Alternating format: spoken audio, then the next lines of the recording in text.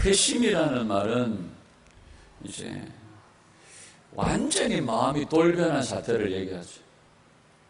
하영이가 오래간만에 와가지고 문을 열고 딱 들어오더니 하영이가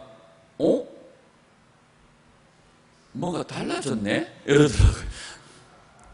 들어온 입구가 넓어졌고, 나는 입구가 넓어진 그것만 보고 그러는 줄 알았어요. 근데 그것만 아니라 이쪽을 보더니 뭔가 달라졌네? 이러더라고요. 네, 이게 제법 안목이 있어요. 근데 변화라고 얘기할 때, 회심이라고 얘기할 때 달라졌는지 안 달라졌는지 표가 안 난다. 지만 달라졌다고 생각한다. 이건 회심이 아니에요. 성도들은 자기 스스로 자기는 달라졌대요. 저도 그렇게 생각합니다. 그런데 저희 집에서는 변화를 못 느껴요. 이걸 두고 성경은 회심이라고 말하지 않아요. 회심이라고 말하는 것은 완전히 돌변한 거예요. 다른 사람들이 다 느낄 정도로. 그래서 오늘 22절에 보니까 사도 바울이 즉시로 예수는 그리스도라고 증언하니까 다메섹에 사는 사람들이 매우 당혹스러워. 고객님 당황하셨어요? 이런 겁니다. 우리를 잡아 죽이러, 이번 여행에 우리를 잡아 죽이러 온 자가 아니냐. 결박하여 대제사장들에게 끌고 가고자 함이 아니냐. 그런데 예수를 증거하고 있어요. 다메섹에 사는 유대인들을 당혹하게 만들었다. 당혹하게. 오늘 당황스러운 거죠. 근데 이 당혹이라는 단어가 굴복시켰다는 그런 의미입니다. 이게 뭐지? 이 사울이라는 작자가 우리를 죽이려고 온 자가 아니냐? 그런데 이 사람 속에서 일하시는 분이 예수님이구나 하고 굴복당한 거예요. 회심이라는 것이 이런 겁니다. 사울이 달라졌어요. 우리 아이가 달라졌어요 하는 것처럼 오늘 제목이 사울이 달라졌어요. 근데 이 달라짐이라고 하는 것은 이 인간의 본성이라고 하는 것은 바뀌기가 쉽지 않습니다. 안 바뀝니다. 그래서 오죽하면 사람이 변하면 뭐 할 때가 됐다? 그 정도로 죽을 때까지 안 변하는 것이 사람의 본성입니다. 인간의 본성은 관성적인 능력이 있습니다. 그래서 한번 힘을 받으면 받을수록 인간의 본성은 뭐 하기를 시작하느냐 하면 계속해서 자기를 밀어붙이고 자기를 더 강하게 만들려고 하는 어떤 관성의 법칙이 있습니다. 그런데 그래서 인간의 본성이라고 하는 것은 쉽게 바뀌지가 않습니다. 제가 한 번씩 그런 얘기하죠. 가장 세상에서 안 바뀌는 게 인간이다. 근데 세상에서 가장 쉽게 왔다리 갔다리 변하는 게 인간이죠. 그냥 왔다리 갔다리 조석 지변으로 변한다는 것은 그 인간이 안 변했다는 증거이기도 합니다. 그런데 오늘 이 사울이라는 사람이요, 완전히 변해버렸어요. 완전히 변해요. 성경에 보면 여러분 신기한 일들이 엄청나게 많이 있습니다. 여호수아가 단창을 들어 하늘을 가리키니까 무슨 일이 일어납니까? 해가 중천에 머물러서 멈춰버려요. 모세 형님이 지팡이를 들어서 홍해를 가리키니까 홍해가 쭉 갈라져 버려요. 이스라엘 백성들이 아무것도 안 하고 법궤 메고 언약궤 메고 일하고 댕기다가 들어 하룻밤 자고 또 나가서 일하고 댕기고 7일째 와 이랬더니 여리고성이 무너져 버려요. 이거 성경에 엄청나게 많은 기적의 일들이 있습니다. 성경에 엄청나게 많은 기적의 일들이 있는데 우리는 그 기적들을 보면서 와 너무너무 신기하다, 너무너무 놀랍다 그러면서 한쪽편에 무슨 마음이 있어요? 나도 저런 기적을 한번 맛보았으면. 여러분 하늘에 해가 멈추고 바다가 갈라지는 이런 것들이 참 기적이죠. 근데 여러분들이 놀라운 이 기적, 이런 기적 말고 진짜 기적이 있는데 사람들은 그걸 기적이라고 여기지 않아요. 내가 변화된 거예요. 내가 예수님이 믿어진 거예요. 예수님을 아버지라 부를 수 있게 된 거예요. 예수님이 십자가에 죽으신 것은 지 때문에 죽었대요. 김영호 권사님, 사돈 때문에 죽은 게 아니고 내 때문에 죽었대요. 이게 믿어지는 거예요. 이게 기적이죠. 제가 전에 말씀드렸죠. 제가 섬겼던 그 어떤 할머니가요, 자기 딸이 선교사인데요, 믿고 싶어. 저한테 그런 얘기, 목사님, 나 예수님 믿고 싶어요. 교회 얼마나 열심히 다니는지 몰라요. 교회 열심히 다녀도요, 예수님이 안 믿어진대요. 우리 딸이 올 때마다, 선교사인 딸이 올 때마다 엄마 예수님 믿어야 돼, 엄마 예수님 믿어야 돼. 딸의 소원이 예수님 믿는 거라서 교회 출석을 했는데 예수님이 안 믿어진대요. 제가 그 집에 가시면 제가 마음이 아프더라고. 제가 이 사람을 어떻게 믿게 할까? 제 능력이 아닌 거예요. 할머니 이렇게 속에다가 손을 넣어서 이렇게 어떻게 할 수가 없는 거예요. 제가 할 수만 있으면 그냥 옆구리를 쳐서라도 믿게 하고 싶은데 그건 제 능력이 아닌 거예요. 근데 저는 믿어지는 거예요. 안 믿어지는 거예요. 기적이죠. 제가 그 집에 신방을 가가지고 제가 할머니한테 첫 마디가 그거였어요. 할머니, 성도님이죠. 성도님, 이 집에 제사가 왜 이렇게 많아요? 눈이 띵거려지는 거예요. 아니, 한 달에 한 번 걸로 제사가 있네. 이랬더니 할머니가 그 이후로부터 저를 용한 목사님 불렀어요. 아이고, 목사님 참 용하네요. 어찌 알았습니까? 지가 벼룩방에다 붙여놨어. 1월달에 할매제사, 2월달에 할배제사, 4월달에 자기가 벼룩방에 다 붙여놨어. 붙여준 줄 모르는 까먹은 거예요. 난 그걸 봤거든. 나 할머니, 이 집에 제사가 왜 이래 많아요? 이 집에 딸이 선교사인데, 자기 딸이 선교사인데, 다 믿는 집안이에요. 자기 큰 집인지 작은 집인지 모르겠지만, 그 집도 다 목사님이 있고, 조카가 전도사님이고, 다 믿는 집이에요. 근데 자기만 안 믿어지는 거예요. 그것도 기적이죠. 하나님 열어주시잖아요. 안 믿어져요. 근데 우리 믿어져요. 얼마나 감사해요. 여러분, 거지 나사로와 부자의 이야기를 알잖아요. 부자의 집 앞에서, 부자의 집에서 떨어지는 부스러기를 먹던 이 거지가요, 죽어서 어디로 갑니까? 아브라함의 품에 가요. 부자는 어디로 갑니까? 날마다 호의호식하고 살았던 이 부자는 지옥에 떨어져요. 가만히 지옥에서 보니까, 여기 지옥에 안 오려면 뭐가 필요하다? 지옥에 안 오는 방법이 뭔지 압니까? 그 부자가 뭐라고 그래요? 우리 집에 가면 형제들이 있는데요, 그 형제들이 회개하면 이 지옥에 안 올 거라고. 그래서 우리 형제들이 회개해서 이 지옥에 안 오도록 해달라고. 그래서 저 거지 좀 보내주세요. 그 죽었던 거지가 살아나서 가면 사람들, 엄마야, 세상에 이런 일이 있나? 누구 형님이 지옥 오지 마라 갑디다. 이러면, 엄마야, 세상에 우리 형님이 그랍니까? 지옥에 안 오는 방법이 회개라 갑디다. 나사로가 죽었다 살아나면 우리 형제들이 놀래가지고 그 기적을 보면 이 지옥에 안 올 겁니다. 그러니까 이 나사로를 보내서 우리 형제들 지옥에 좀 안 오게 해주십시오. 회개하게 해주십시오. 이렇게 얘기합니다. 그때 아브라함이 뭐라고 말해요? 죽은 자가 살아나는 기적이 있더라도 누구를 통하여 듣지 아니하면, 모세와 선지자들을 통해 듣지 아니하면 깨닫는 역사가 없다는 거예요. 여러분, 주의 종을 통하여, 여러분들을 전도한 사람들을 통하여, 복음 전하는 자들을 통하여 그들이 다른 말도 안 하고 예수 믿으세요. 회개하세요. 이런 말 한마디에 울고. 어떤 사람들은요, 다른 말 안 했어요.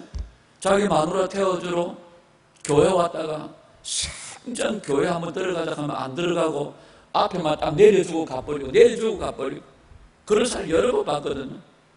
근데 어느 날 갑자기 지발로 교회 안을 들어왔는데, 들어오자마자 그렇게 간파하던 사람, 왜 그래 울어사냐? 몰라. 울어사고 끝날 때까지 통곡을 하다가 가는 사람들이 있어요. 그 강파가 마음을 녹이는 것이 사람의 힘으로 되지 않다는 거예요. 그 뒤로 완전히 달라져 버려요. 그 뒤로 완전히 전도꾼이 되어져. 그렇게 전도를 열심히 하는 경우는 한 달에요 40명, 50명을 전도하는 걸 봤어요. 근데 더 기적은 뭔지 아십니까?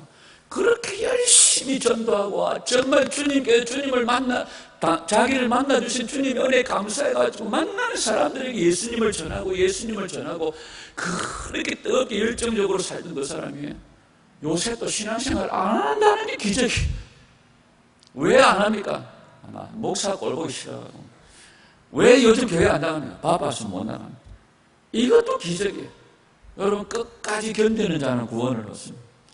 여러분, 참 세상에는 엄청나게 기적들이 많아요. 여러분, 우리가 그냥 변화되어진다, 회심한다, 달라진다, 이것은요 본성이 변하는 거예요.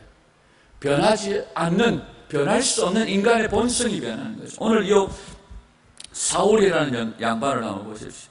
여러분, 우리가 순간적으로 감동을 받고 눈물을 흘리고 정말 나를 위해서 예수님이, 순간적으로 감동받고 눈물 흘릴 수 있습니다. 그러나 그것은 인간의 본성 자체가 변했다고 말할 수 없어요. 그래서 목사님들이 가끔 저끼리 만나면 하는 얘기가 있습니다. 성도의 눈물에 쏟지 마라.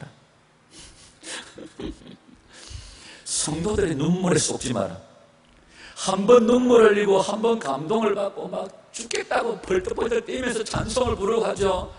돌아서면 집에 가서 막 끌거푸고 막 자기 본성대로 해버리면, 그러니까 한 번 감정을 따라서 눈물 흘릴 수도 있고 할 수 있습니다. 그러나 그건 본성이 변한 게 아니에요. 여러분, 우리가 죽음의 위협에서 저주받아 마땅한 우리들을 끄집어내 주신 하나님께 감사할 수 있습니다. 그러나 그걸 가지고 우리는 변했다고 말할 수가 없어요. 여러분, 마음 자체가 완전히 변한 것 아니에요. 근데 오늘 사울은요 완전히 마음 자체가 변해버렸어요. 현재의 그 마음가짐이 아니라 완전히 바뀌어버렸어요. 그래서 다메섹에 있던 성도들이 당혹스러워할 정도로 완전히 변해버렸어요.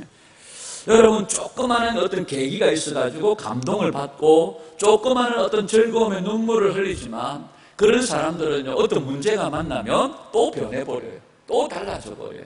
상황이나 환경에 따라서 달라질 수 있다는 거죠. 그러나 회심이나 회개라고 하는 것은요, 이전의 마음이 아니라 완전히 새로운 마음으로 변화되어진 것을 얘기합니다. 완전히 새로운 마음으로 변화되어져 버리면 똑같은 상황인데도 다르게 보여요. 우리 안에 이런 역사가 있기를 원합니다. 그래서 옛사람, 그러니까 한마디로 말하면 우리가 옛사람을 그대로 둔 상태에서 복음적으로 치장한다고 해서 그 사람을 새사람이라고 말하지 않아요.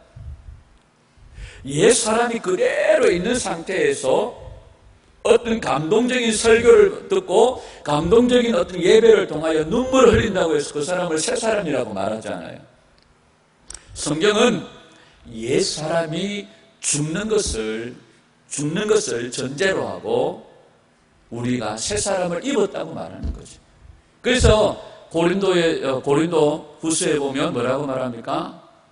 너희가 예수 그리스도 안에 있으면 새로운 창조물이라고 얘기를 하죠. 새로운 창조물은 옛사람을 그대로 둔 상태에서 복음적인 치장을 한 걸 말하지 않습니다.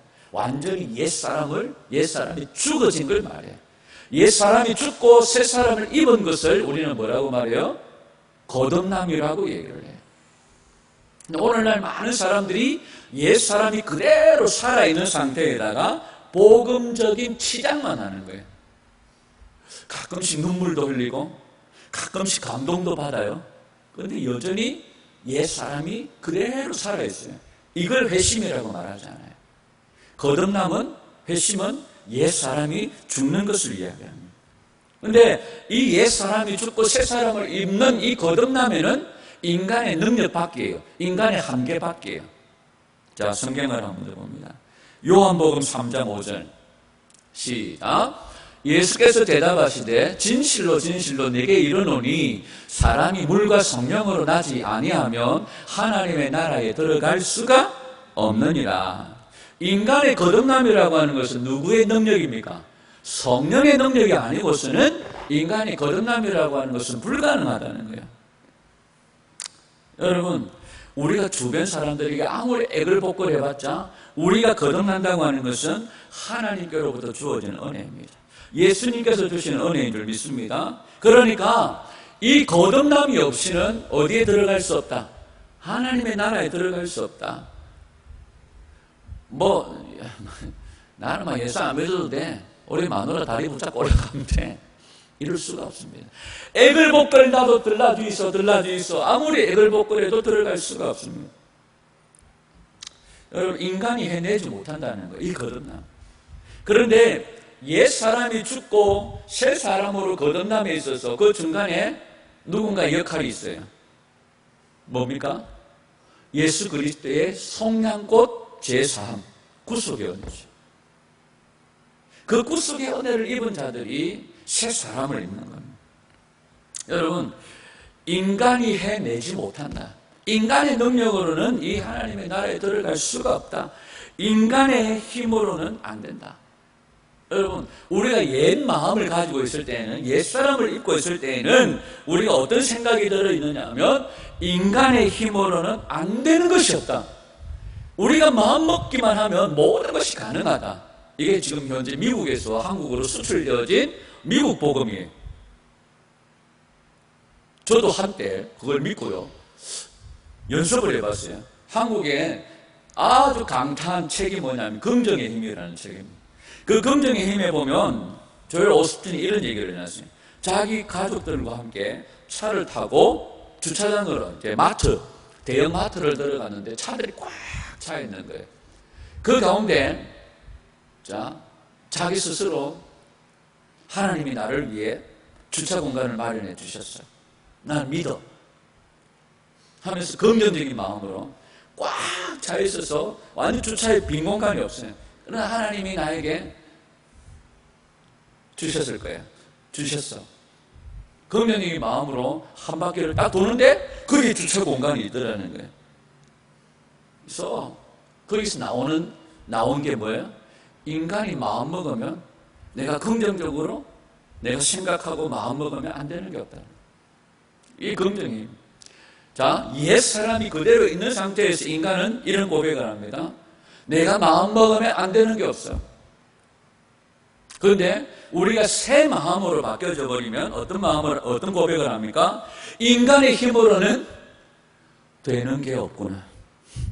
이게 새 마음을 가진 자들의 고백. 인간의 힘으로는 되는 게 없구나. 하나님이 하시지 않으시면 하나님 나라에 들어갈 수가 없다. 우리는 전적으로 무능하고 부패하고 무능력한 존재다 하는 것을 깨닫게 되어지는 것이. 인간이 할 수 있는 모든 것은 해도 소용이 없어요. 그래서 전도서에서는 무슨 얘기를 합니까? 헛되고 헛되니 모든 것이 헛되도다. 내가 막 술도 받아 먹어보고 여자들하고서 살아보고 집도 어마무시한 집을 지어보고 여러 가지 온갖 것들을 다 해봤지만 솔로몬의 고백이 뭐예요? 해 아래 새 것이 없나니 인간의 모든 시도는 다 헛될 뿐이다. 이 고백인 거죠. 여러분, 해 아래 새 것이 없기 때문입니다. 아무리 우리가 새로운 행동을 하고 12월 달에 새로운 다이어리를 사가지고 2020년부터는 내가 열심히 신앙생활을 해야지, 성경 읽기표를 사가지고 막 성경책 끼워놓고 내가 막 새해에는 막 성경 1독에서 3독 아니야 부족해 5독은 해야지 하고 마음 먹었는데 여전히 창세기 5장에서 안 넘어가고, 여전히 창세기 5장에서 안 나오고 다이어리는 현재 1월달을 넘어가지는 못하고요. 아무리 우리가 결심을 하고 새로운 마음을 먹어도 여러분, 우리가 뭐 새로운 문명을 창조하고 여러 가지 해도 이 세상 속에는 새로운 것이 없다. 인간은 아무것도 할 수 없다. 해도 소용이 없다. 사도 바울은요, 예수님을 죽이는 것이 자신에게는, 이게 그냥 예수님을 예수 믿는 자들을 죽이려고 한 게 아닙니다. 사울이 다메섹까지 예수 믿는 자들을 죽이려고 할 때에는 거기에 사울이 믿는 바가 있습니다. 왜? 자기가 이런 열심을 통하여 예수 믿는 자들을 잡아 죽이는 것이 자기에게는 뭐다? 의로움이라고 생각했어요. 이게 의로운 일이라고 생각했고, 누구에게 보탬이 된다? 하나님께 보탬이 된다고 생각을 했어요. 그런데 자기가 생각하는 이 의로움이 아무것도 아니라는 것을 어떻게 발견합니까? 예수님을 만나고 난 다음에 발견을 해요. 그리고 자기가 붙들었던 이 의로움이 아니라 예수님이 주시는 의로움으로 확 들어와 버리는 거예요. 그러면서 지금까지 자기가 붙들었던 의로움이 아무짝에도 소용없다는 것을 알게 되어집니다. 사울이라는 사람이 바로 이걸 인식한 거예요. 자기는 예수 믿는 자를 잡아 죽이고 돌을 쳐서 때려 죽이고 이것이 하나님을 위하는 거라고, 이것이 의로움이라고 생각했는데, 이런 의로움 가지고는 하나님의 나라에 들어갈 수 없다는 것을 생각하는 거예요. 여러분, 우리가 하나님의 영으로 거듭났다고 우기면서 계속해서 우리의 어떤 행위와 우리의 가능성과 사울처럼 자신의 의로움을 자꾸 뭔가 들이밀려고 하면, 여러분, 우리는 아직 여전히 옛 사람을 머금고 있는 거예요. 진짜 우리가 하나님의 영으로 거듭났다면 여러분, 하나님의 의에 대한 완벽한 다른 관점, 다른 관계를 가지고 있습니다. 나의 의, 나의 행위가 아니구나. 하나님이 인정하시는 의가 내게 필요하구나. 그 하나님이 인정하시는 의는 어디에 나타났습니까? 복음에 나타났다는 거예요. 예수 그리스도께 나타났다는 거예요. 성경 봅니다. 요한복음 16장 8절에서 11절 시작. 그가 와서 죄에 대하여, 의에 대하여, 심판에 대하여 세상을 책망하시리라. 죄에 대하여라 하면 그들이 나를 믿지 아니하며, 의에 대하여라 하면 내가 아버지께로 간 너희가 다시 나를 보지 못하며, 심판에 대하여라 하면 이 세상 임금이 심판을 받았습니다. 성령이 자기 사람으로 하여금 이런 사실들을 증거하게 합니다. 성령님이 오시면, 그가 와서 할 때, 그가 누굽니까? 성령님이죠. 지금 이 이야기를 누가 하고 있는 겁니까? 예수님이 하고 있는 이야기죠. 그가 오면, 성령님이 오시면 자기 사람으로 하여금 이 사실들을 고백하게 합니다. 죄에 대하여, 의에 대하여, 심판에 대하여 세상을 책망하시고, 하나님을 믿지 않는 것, 하나님이 내 삶의 우선 보람이 되지 않는 것, 또 예수님께서 승리하시고 아버지께로 가신 것, 세상이 이미 심판받은 것, 이것들을 다 증거한다는 거죠. 여러분, 예수님의 이 말씀은요, 그때 당시 신학계에 엄청난 파장을 일으킬 만한 이야기들이에요. 자신들은 뭘 믿고 있습니까? 자신들이 붙잡고 있는 성전, 자신들이 붙잡고 있는 율법, 그것이 자신들을 의롭게 하는 통로라고 그랬는데, 예수님이 그걸 다 엎어버리시는 거죠. 여러분, 사울을 누가 자기가 붙들고 있던 그 의로움이 아니라 완전히 새로운 의가 주어졌고 완전히 다른 사람으로 누가 변화시켰느냐? 우리가 이 이야기에 집중을 해야 되겠죠. 여러분, 사울을 완전히 변화시켜 다른 사람에게 되게 하신 분이 누구십니까? 하나님, 예수님이시죠. 여러분, 이건요 치열한 싸움입니다. 오늘 우리가 죽어가는 자를 구원하여 예수님의 사람이 되게 하는 것은 치열한 전쟁입니다. 치열한 싸움이에요. 오늘 사울이 완전히 다른 사람으로 변화진 데에는요, 또 하나의 중요한 의미가 있습니다. 자기가 지금까지 붙들었던 의로움이 아니라, 예수님의 의로움이 자기에게 부어집니다. 그리고 두 번째는 하나님께서 이 예수님, 모든 진리가 이제는 예수님으로부터 출발하는 거예요. 무슨 말입니까? 예수님으로부터 출발하여 어디에 이르릅니까? 아버지께로 가는 겁니다. 그런데 지금까지 사울이 붙잡고 있던, 사울이 신봉하고 있던 종교는 그게 아니에요. 예수님이라는 사닥다리가 없어요. 그런데 하나님이신 예수님이 이 세상으로 와버리시다. 그리고 이제는 이 예수님이라는 분이 아니고서는 아버지께로 갈 수 없다는 것을 깨달아 버린 거예요. 지금까지 자기가 붙잡았던 종교, 자기가 붙잡았던 모든 신념들이 완전히 한순간에 그냥 깡그리 박살이 나버리는 거죠. 여러분, 오늘 이 시대도 마찬가지입니다. 예수님을 통하지 않고 아버지께로 간다, 그 외의 모든 것은 다 엉터리입니다. 모든 진리는 예수님으로부터 시작하는 줄 믿습니다. 아멘. 자기 의를 포기하고 전적으로 예수님의 의에만 모든 것들이 있다는 것을 이 바울이 깨닫고 사울은 거듭난 거죠. 여러분, 진정으로 거듭난 사람은요, 자신이 거듭난 사실을 신기한 어떤 감정으로, 체험으로 사람들에게 갖고 있는 것이 아니라, 나의 이 의로움은 내가 할 수 있는 것이 아무것도 아니구나. 오직 예수 그리스도로 통하여서 내게 주어진 것이구나. 자랑할 것이 없어요. 우리는 그런 자랑거리들이 없어가지고 마음이 되게 섭섭하죠. 남들은 막 사울처럼 막 길을 가는데 하늘이 막 갑자기 빛이 비쳐가지고 막 눈이 멀어져가지고 막 사흘 만에 눈 뜨고 할렐루야 이러면서 간증하고 다니는데 나는 막 그냥 막 초등학교 때부터 주일학교 다니다가 그냥 믿어지네. 믿어졌다. 내가 죄인이네. 근데 왜 이렇게 맹숭맹숭하지? 그래서 막 나는 왜 저런 체험이 없을까? 이러면서 체험 가진 사람들을 바라보면서 나는 왜 이렇게 쉽게 믿어지노? 진짜. 뭐, 이러면서 되게 섭섭해하는 사람들이 있더라고요. 또 어떤 사람들은 자기는 엄청난 체험을 가지고 예수님을 믿었어요. 그 체험 못한 사람들을 보면서, 아이고, 이 사람. 도대체 저게 뭐 믿는 거가?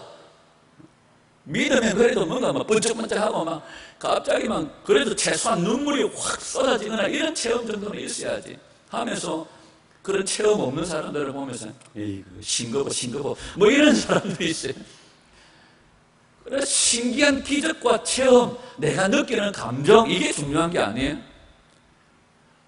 나의 의로움이 아니라 진정 예수 그리스도의 의로움으로 여러분 내가 완전히 새 마음, 새 사람이 되어진 것은 그분이 하신 놀라운 기적입니다. 믿어짐이 기적이에요. 아멘. 그러면 이 이후에 사도 바울은 어떻게 합니까? 자신이 구원받은 이유가 자신의 능력에 있지 않아요. 자신이 구원받은 이유가 800km가 되는 다메섹까지 온 것이 자기가 의로움을 입은 일에 아마 보탬이 됐거나 도움이 됐으면 사울이 그래도 이래 댕길 텐데 자기가 이 의로움을 입고 새 사람이 입은 것에 아무것도 자기의 도움이 없는 거예요. 자기의 노력이 없는 거예요. 그런데 사울은 그 순간 예수님을 만나는 순간 자기의 의를 다 포기해버립니다. 완전히 포기해버립니다. 심지어 뭣도 안 하고 결혼도 안 하고 심지어 이곳저곳 떠돌아다니며 자기가 벌어먹고 여러 가지 위험을 당하면서도 여기에 자기의 모든 삶을 걸어버려요. 이게 거듭난 사람의 특징입니다. 우리 인생 주님이 우리에게 주시는 주님의 의에다가 목숨을 걸기를 주님의 이름으로 축복합니다. 여러분 아나니아와 삽비라처럼 아니에요? 정말로 주님이 내게 주시는 주님의 그 의로움에다가 나의 모든 것을 걸 수 있는 그런 결단이 바로 거듭난 자의 모습입니다. 다른 것은요 일시적인 자극에 불과합니다. 요한계시록에 보면 인간의 마음들이 얼마나 완고한지 몰라요. 하늘에서 별이 떨어지고 해와 달이 빛을 잃어버리고 노을 바다에 강에 산에 엄청난 징계가 떨어지는데도 끄떡을 안 합니다. 끄떡 안 합니다. 뭘 하지 않더라? 회개하지 않더라. 떨어져봐라. 끄떡을 안 합니다. 죽은 자가 살아나도 끄떡 안 합니다. 이게 마지막 인간의 정말 완고하고 자고합니다. 여러분 우리의 마음을 날마다 주의 말씀으로 쳐 부수어 깨뜨려야 됩니다. 그래서 정말로 우리가 예수 그리스도의 의로움이 아니면 나는 아무것도 아니구나. 이 의로움을 위해서 내 모든 삶을 포기하고 투자할 수 있습니다. 목숨을 걸 수 있습니다. 여러분 진짜 거듭난 성도는요 지금 내가 당장 죽어도요 아까울 것이 없어요. 왜?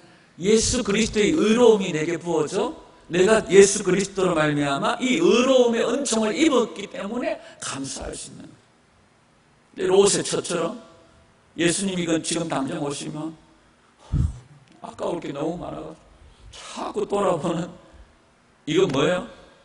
아직까지 이 예수 그리스도의 의로움에 대한 무한한 은총과 감사가 없는 거죠. 다시 말하면 거듭남의 그런 기회를 맛보지 못한 거예요. 여러분 다시 말합니다. 옛 마음, 옛 사람을 그대로 둔 상태에서 복음적으로 치장했다고 해서 우리는 거듭났다고 말하지 않습니다. 완전히 옛사람은 죽어줘야 돼요. 광야에서 이스라엘 백성들의 삶은 하나님이 그들로 하여금 뭐하게 하시는 시간입니까? 옛사람을 죽이는 기간입니다. 오늘 우리가 하나님의 광야 속에서 주님이 오늘 우리를 광야에 두신 이유는 우리의 옛사람을 죽이기 위하여, 예수 그리스도의 의의 은총에 감사하며 그의 의로움으로 내가 오늘도 하나님의 자녀 되었음을 감사하며 기뻐할 수 있고, 내 모든 것이 이루어진다고 할지라도, 오늘 당장 주님이 나를 부르신다고 할지라도 내가 예수님의 의로우심을 입었다는 그 사실에 감사하고 감격할 수 있는 그런 사람으로 오늘 우리가 살아갈 수 있어야 될 줄 믿습니다. 많은 사람들을 만나면 하나님 은혜가 감사하지, 아유 하나님 은혜가 감사하지, 하나님 은혜가, 예를 제 경우를 이렇게 차를 운전하고 다 있잖아, 진짜 요즘 너무 감사해. 내가 예수님이 믿어지는 게 너무너무 감사해. 그렇지 않아? 그래서 예수님의 의로움을 감사하며, 내가 구원받은 은혜 엄청 감사하며, 진짜 할렐루야 너무 감사해. 아이 새끼 어디 끼더러, 할렐루야 감사. 아이 이게 제 모습이에요.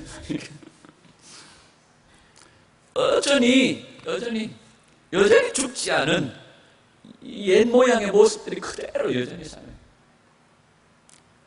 여전히 내가 예수님의 의로움을 입고 정말 시간 당장 죽어도 감사하다고 여기지만 아까울 게 많아요. 여전히 버리지 못한 것들이 많아요. 그러고 보니까 제 모습은 여전히 옛사람에다가 복음적인 치장만 하는 거예요. 성도들 앞에서 그럴싸하게 설교를 하는데 여전히 집에 가면 싸워요. 마누라하고 싸우는 게 아니라 제 자신하고 싸워. 네가 그러고도 목사가 시켜. 이러면서 안에서 계속 참수하는 소리들이 막, 바깥에서 외부적으로 저를 잘 아는, 옛날에 30년 전에 40년 전에 만난 친구, 봤던 친구들이 30년 40년 동안 안 보다가 예를 들어서 막 30년 만에 만났다. 와, 새끼, 니 옛날에만, 우리, 그러더니, 야, 니가 목사 하나. 야, 참 세상 좋아졌다, 말세다. 예를 들어서 만약에 이러면, 그래, 새끼야. 내가 그렇게 들어본 놈인데, 예수님의 은혜로 내가 구원받고, 용서안 받고, 내가 하나님의 복음을 전가하는 내가 목사가 됐을 마. 이게 하나님의 은혜야. 이렇게는 말할 수 있어요. 그런데요, 집에 와가지고, 그 친구들보다 나를 더 잘하는 내가, 나 자신을 바라볼 때 여전히 나를 향하여 참수하고, 그러면서 또 조금만 더 기분이 좋아지면 마누라가 또 아이고 잘한다 이래놓으면 뭐 지 힘으로 모든 걸 다 할 수 있을 것처럼 막, 그래 내가 마음을 못할 게 뭐가 있어, 이러고 또 교만하고 돌아다니는 게 여러분들이랑 안 가고 절약합니다. 그러니까 끊임없이 사도 바울의 고백처럼 이 말씀으로 나 자신을 계속해서 조명하고 비춰보고 비춰보지 않으면 나를 알지 못해요. 요즘에 노안이 와가지고 얼마 전에 에어컨에 물이 새가지고 집에서요 AS를 불렀는데 상담사 아가씨가 모델 번호가 뭐예요? 모델 번호를 불러주세요 이러더라고요. 그래서 에어컨 밑에 보니까 까맣게 모델 번호가 있는데 안 보여요. 그래 후레쉬를 얘기해서 안 보여요. 안 보여요. 그래서 예희야 이것 좀 불러줘봐라. 예희가 오더니 이렇게 하지. 모델 번호를 이렇게 불러지. 예희가 부르는 거지. 집사람이 하여튼 모델 번호 좀 불러봐라. 안 보여요. 그래서 요즘에는 어떻게 하느냐면 카메라로 가지고 사진을 착착 찍어가지고 확대를 해가지고 여러분 우리가 우리 삶에 이 진리의 말씀으로 우리 자신들을 조명해야 돼요. 보이지 않는 우리들의 죄악들이 보여질 겁니다. 회개하는 거죠. 그리고 내 힘으로는 아무것도 할 수 없구나. 그래서 하나님이 나를 위해 예수 그리스도의 의로움을 준비시켜 주셨구나. 예수 그리스도의 의로움만이 내게 필요하구나 하는 것을 깨닫게 되어지는 새로움을 입는 시간들이 우리 가운데 날마다 있기를 소원합니다. 아멘. 가슴을 치는 통곡도 어떨 때는 필요할 거예요. 정말로 정말 바늘로 찌르는 그런 고통들도 필요할 거예요. 왜? 이건 치열한 싸움이거든요. 왜? 이거는 죽느냐 사느냐 하는 문제거든요. 이건 치열한 싸움이거든요. 여러분, 오늘도 사도 바울이 자기 목숨까지 걸었어요. 정말 우주를 바쳐서라도 예수님의 그 의로움에 모든 것을 걸었던 것처럼 오늘 우리 삶에 그냥 여전히 옛사람의 속에다가 그냥 포장만 하는 것이 아니라 완전히 옛사람을 버려버리는, 옛사람 완전히 죽어지는 새사람을 입는 그런 날마다의 회개의 삶, 날마다 주님 안에서 이런 거듭남의 시간 우리 가운데 있어지는 은혜가 있기를 축복합니다. 여전히 우리 자신들을 너무너무 과시하면 안 돼. 나 좀 그래도 괜찮지 않아? 여러분, 옛사람은요 50% 죽으면 50%는 괜찮아, 이게 아니에요. 옛사람은 완전히 죽어지는 거지. 옛사람은 완전히 필요 없어. 예수님의 새사람을 입는 은혜가 있기를 축복합니다. 날마다 말씀에 비춰 조명하여 깨닫게 하시는 성령의 은혜가 우리 가운데 있기를 원하고, 우리가 누구를 향하여서 정말 외모를 취하거나 판단할 수 없는 내 모습을 발견하며 날마다 주님의 긍휼과 은혜를 덧입는 그런 저와 여러분들이 되기를 소원합니다. 예수님을 제대로 만난 사람들의 고백이 뭔지 아십니까? 그 거칠고 그 강팍했던 베드로 형님도요, 예수님을 제대로 딱 만나고 나니까 그 입술에 터져 나오는 고백이 주여 저는 죄인입니다, 나를 떠나소서. 이게 고백이에요. 예수님이 제대로 우리 가운데 빛으로 딱 우리를 때려버리시면 우리의 적나라한 죄된 모습들, 무가치한 우리 모습들을 발견하는 거예요. 오늘도 날마다 이 진리의 말씀 안에서 깨닫게 되어지는 성령의 은혜가 있기를 원하고, 이 성령의 거듭난 자로서 지금 당장 우리가 죽는다 할지라도 이 예수 그리스도의 의를 알게 된 은총을 감사하며 날마다 주님께 감사하며 주님 앞에 갈 수 있는 저와 여러분들이 되시기를 주님의 이름으로 축원합니다.